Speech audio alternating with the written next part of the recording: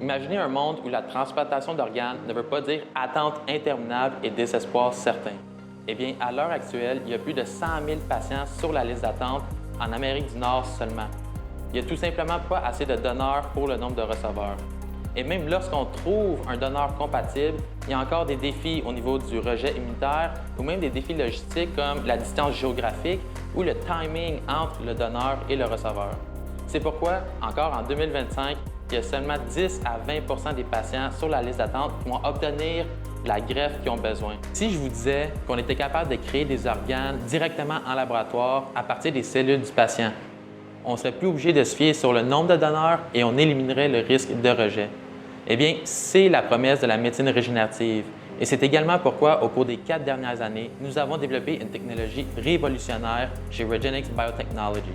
Mais il existe toutefois un obstacle majeur, les coûts.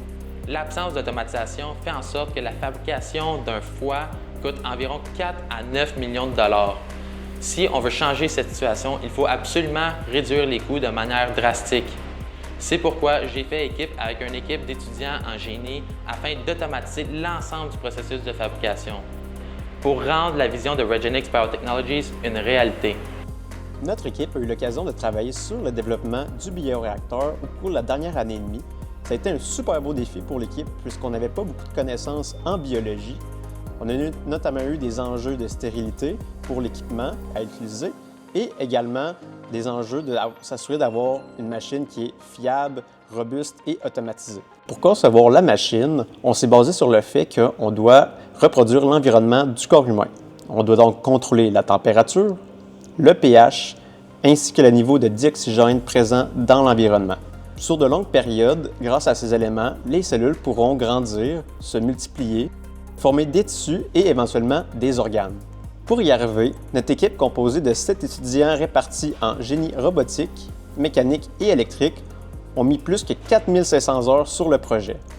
On a notamment construit un circuit fluidique qui imite un système sanguin et qui alimente les cellules, un boîtier qui permet de contrôler l'environnement dans lequel les cellules évoluent et une logique de contrôle robuste et fiable afin d'orchestrer et surveiller les différents paramètres qu'on doit surveiller dans notre machine.